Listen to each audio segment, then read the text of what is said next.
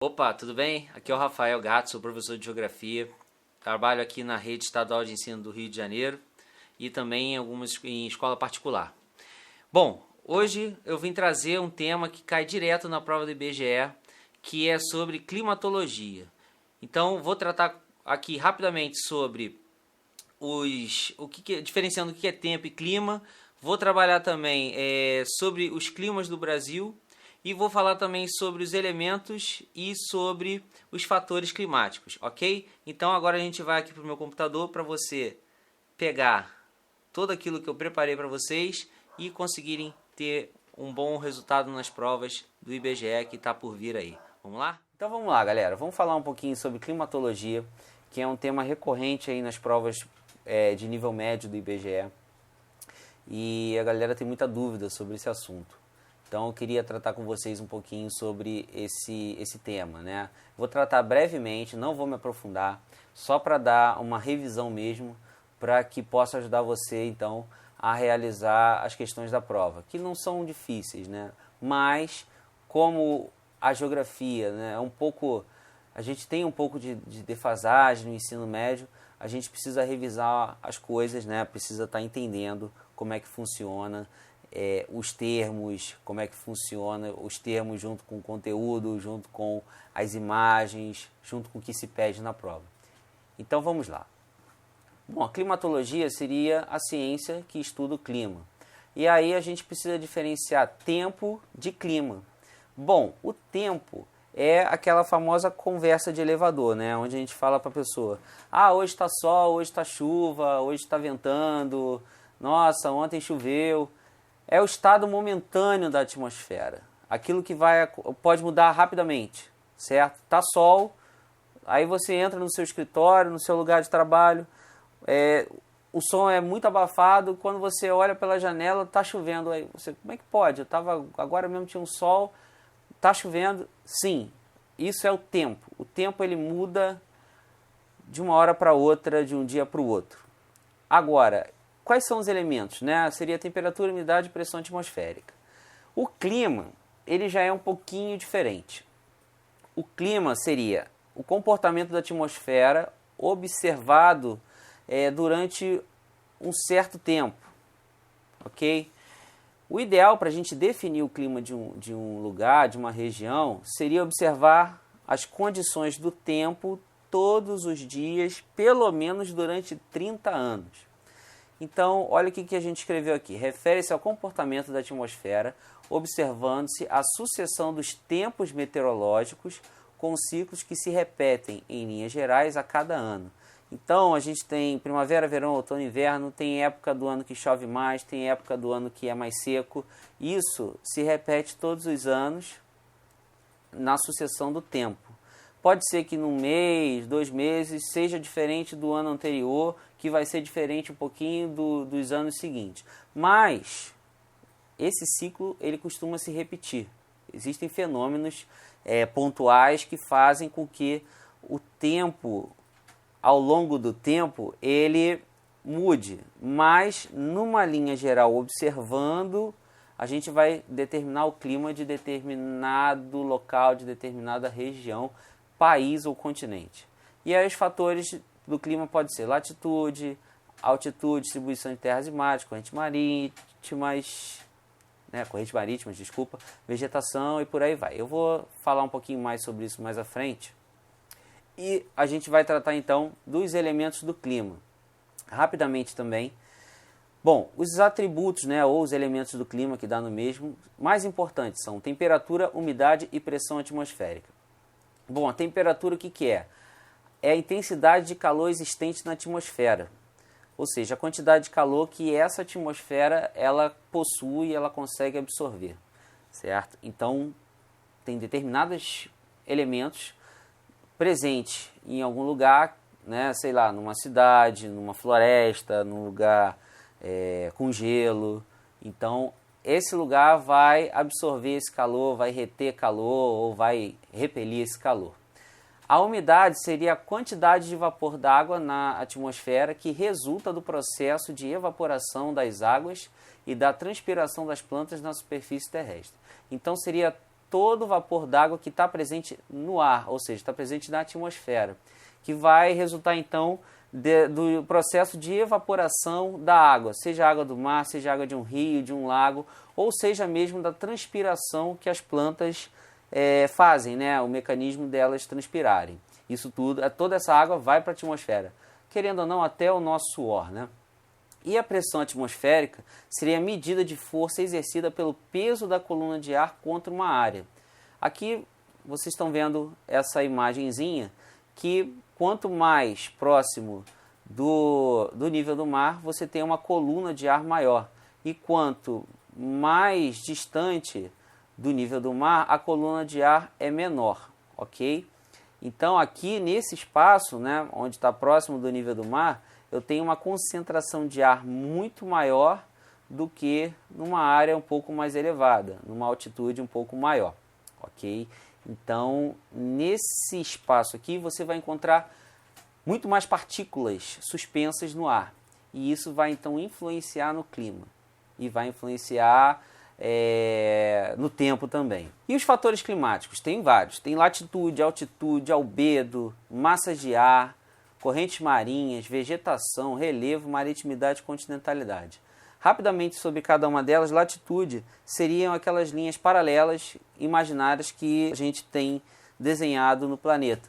Então, quanto maior a latitude, menor a temperatura. E quanto menor a latitude, maior a temperatura.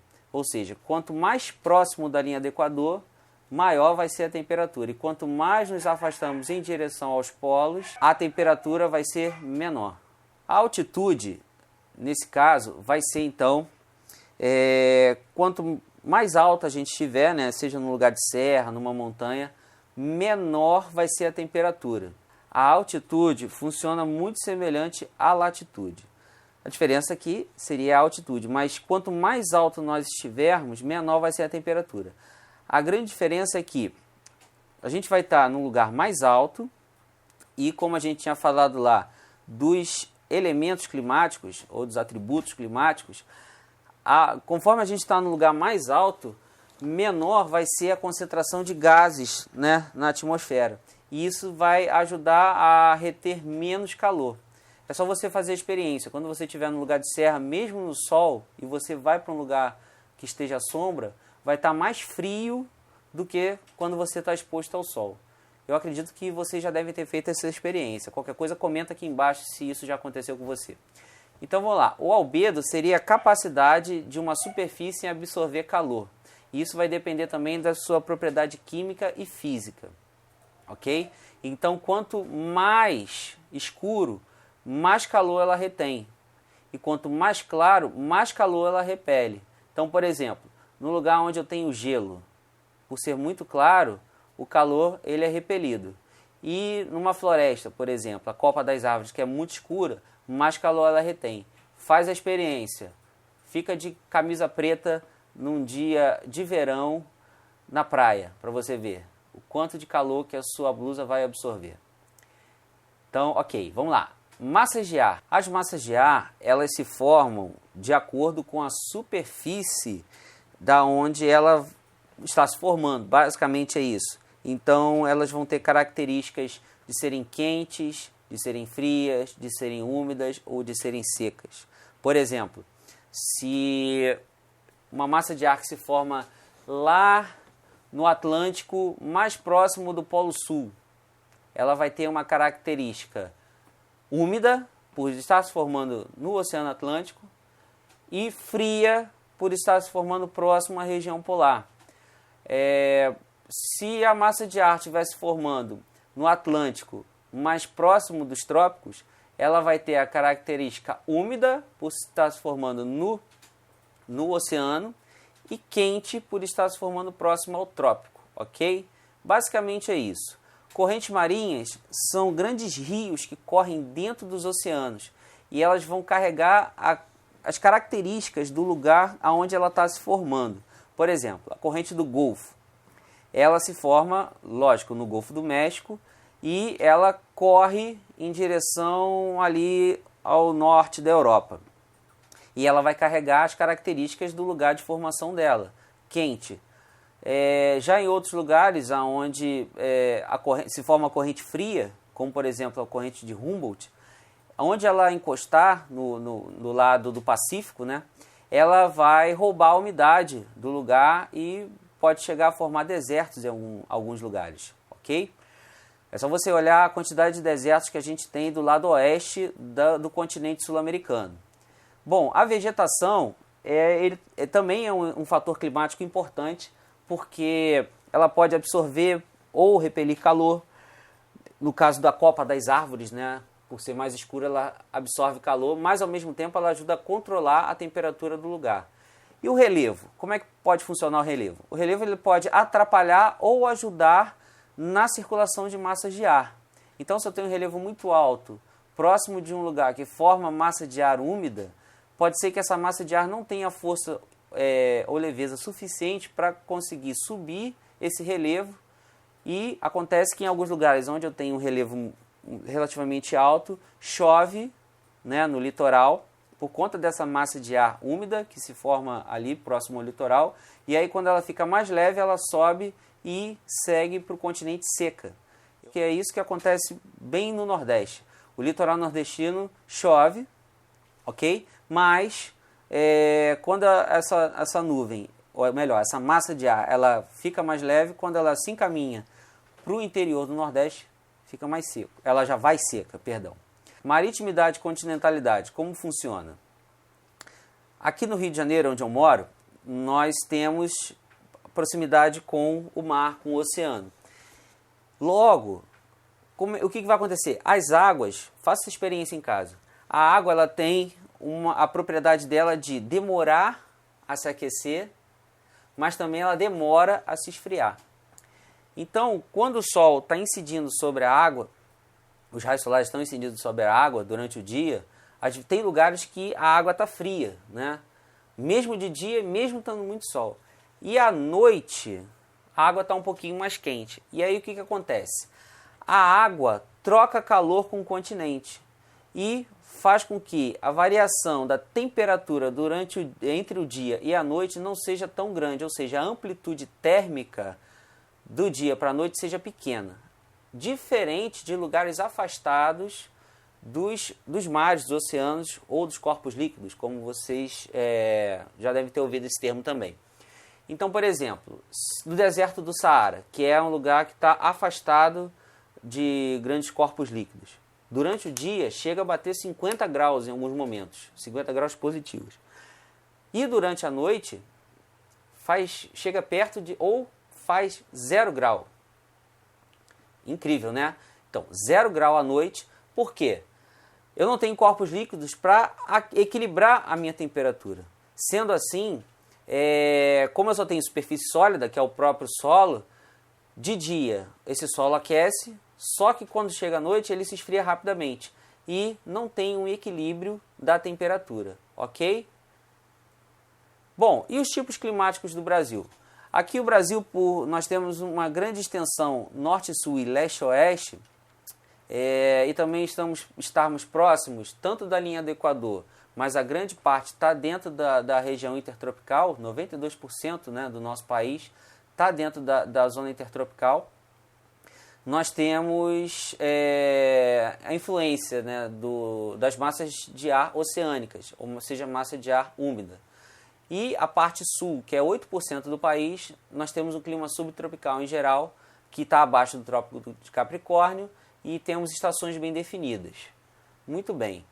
Então vamos definir alguns climas aqui agora. O clima equatorial, né, que é o clima mais ao norte do país, ele exibe temperaturas elevadas e uma amplitude térmica pequena, ou seja, a variação da temperatura entre o dia e a noite, medido durante um ano, dá em torno de 2, 3 graus. Ou seja, você vai ter uma temperatura média de 24 graus, né, e em dias mais frios 21 graus, certo? E a pluviosidade, ela é alta, como você pode reparar aqui no climograma. Se você não sabe, eu vou ensinar para você como se lê o climograma agora.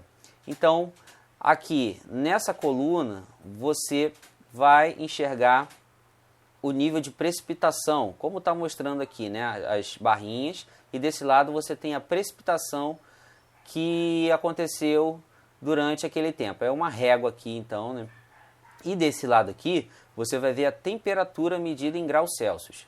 Então, você tem elas aqui como se fosse também uma régua e essa linha vermelha batendo em cada mês a média de temperatura, ok? A pluviosidade dá em torno de 1.800 a 3.500 milímetros anuais, ou seja, é muita chuva. Os meses que chove pouco, mesmo assim, chove e chove todo santo dia, em geral, no clima equatorial. Já no clima tropical típico, você vai encontrar, então, duas estações bem definidas, que seriam inverno e verão. Só que o verão ele é bastante chuvoso e no inverno ele é mais seco, como você pode reparar aqui embaixo, ó, no climograma também, você repara aqui os meses do ano. Então, nos meses de verão, mais ou menos por aqui e por aqui, você vai ter uma alta quantidade de chuva. Agora, nos meses mais secos de inverno, você vai ter uma quantidade menor de chuva. Repara também que a temperatura ela desce, ela vem numa descida aqui na época de inverno e conforme vai passando o tempo ela volta a subir. Assim como também o índice pluviométrico sobe. A temperatura no clima tropical é alta e não varia muito, entre 18 e 28 graus na maior parte do território. E abrange mais ou menos o centro do país, o leste do Maranhão, Piauí e oeste da Bahia e de Minas Gerais. Já no clima tropical de altitude, a gente vai ter aqui o exemplo de Belo Horizonte, né? Mais ou menos parecido com o que a gente viu aqui no tropical típico. Mas olha só, o clima de áreas com altitude acima de 800 metros, ou seja, a gente vai estar numa região de serra, seja em Minas Gerais, Espírito Santo, Rio de Janeiro e São Paulo. Os verões são quentes, né, e chuvosos, invernos frios e secos, muito semelhante ao clima tropical típico. Pluviosidade. No inverno, as chuvas atingem cerca de 10 milímetros e no verão cerca de 300 milímetros. Chove um pouquinho menos. E a temperatura, né? As médias anuais de temperatura em torno dos 20 graus e no inverno as temperaturas são bem mais baixas. Aqui no clima tropical atlântico, que já vai ser o clima próximo do litoral, né? Aqui no litoral do Oceano Atlântico, a gente tem aqui o Rio de Janeiro, mas você pode pegar indo mais ao norte do país também. Não na região norte, mas indo pelo litoral, subindo em direção ao norte. Você vai ver que tem grande influência de umidade vinda do Oceano Atlântico. E temperaturas elevadas no verão, 40 graus, aqui no Rio de Janeiro faz mais ou menos por aí, e mais ou menos no inverno, né? São 20 graus no inverno. Então você vê que tem uma queda aqui de temperatura nos meses de inverno e ela volta a subir na época de verão. E a pluviosidade também, ela é relativamente igual, chove praticamente o ano inteiro, mas chove um pouquinho menos no inverno. Agora o clima semiárido, repara, a quantidade de chuvas em relação a outros lugares do Brasil já cai bastante. Tem baixa umidade, pouca chuva e temperaturas elevadas. Em relação à chuva, a chuva se concentra entre os meses de novembro e abril, mas o total anual de precipitação não chega a 500 milímetros ou 550 milímetros, né? O volume é inferior ao atingido em apenas 2 meses, né? Que é março e fevereiro no clima equatorial. A temperatura varia entre 24 graus e 28 graus, né? Que são médias térmicas bem elevadas. No clima subtropical, que é o clima mais ao sul do país, a gente vai ter, então, pegando o sul de São Paulo, Paraná, Santa Catarina e Rio Grande do Sul. Tem chuvas bem distribuídas ao longo do ano, né, entre 500 e 1.000 milímetros durante o ano. E temperaturas, né, no inverno, o inverno é bem frio, né, tem lugares lá no sul do país que chega a menos 5 graus. E o verão é quente, em torno de 23 graus. E a gente enxerga aí uma elevada amplitude térmica. Lembrando que a amplitude térmica a gente pega a máxima temperatura e a mínima temperatura. Se você diminuir esses dois valores, você vai encontrar a sua amplitude térmica, ok? Bom, gente, então vamos avaliar o nosso conhecimento com uma questão que já caiu em uma das provas do IBGE em 2011. Após análise dos climogramas a seguir, pode-se inferir que as figuras 1 e 2 tratam-se dos seguintes climas respectivamente. Então vamos observar aqui, ó. Nós temos uma quantidade de temperatura relativamente alta no verão, né? Relativamente alta, e no inverno uma bela queda, né? Chegando próximo dos 10 graus, chuvas bem distribuídas. Agora, na figura 2, a gente tem mais ou menos a temperatura equilibrada o ano inteiro e uma grande quantidade de chuvas, em torno de quase 1.900 milímetros anuais, e aqui na figura 1, em torno de 1.200 anuais. E aí você tem as opções: subtropical, equatorial, semiárido, equatorial, semiárido e tropical, tropical úmido e tropical, tropical úmido e subtropical. E aí, arrisca um chute? Vou te dar um tempinho. Vai lá, você pode pausar o vídeo, procura aí a resposta, volta aí analisando os gráficos que a gente apresentou e você possivelmente vai achar a resposta, porque está muito fácil. Então, já achou? Voltando aqui, ó, repara, 1.200 milímetros de chuva com uma bela queda de temperatura, e aqui a temperatura é equilibrada o ano inteiro, mas com uma média bem alta, certo? E uma grande quantidade de chuva. Bom, vamos lá, já posso eliminar semiárido de cara para os dois, ou melhor, até para o primeiro também. Tropical úmido, parece, mas o segundo não é tropical e nem subtropical mesmo. Logo, a gente tem aí só a opção subtropical e equatorial, como a gente está vendo aqui. Exatamente por todos esses motivos que a gente já explicou. Bom, galera, se você ficou com alguma dúvida, entra nos links que eu coloquei lá nos slides, que seria o meu e-mail, o meu Facebook, que é rafael.gato, e também me acompanhe no Periscope, rafaelgato2, @rafaelgato2, ok? E também não se esqueça de se inscrever aqui no meu canal, para você estar recebendo a atualização dos vídeos. E se você gostou, dá um joinha, compartilha com a galera, que com certeza tem mais gente aí que precisa às vezes desse conteúdo para poder ter um bom resultado na prova, ok? Então, bons estudos para vocês e tchau, tchau!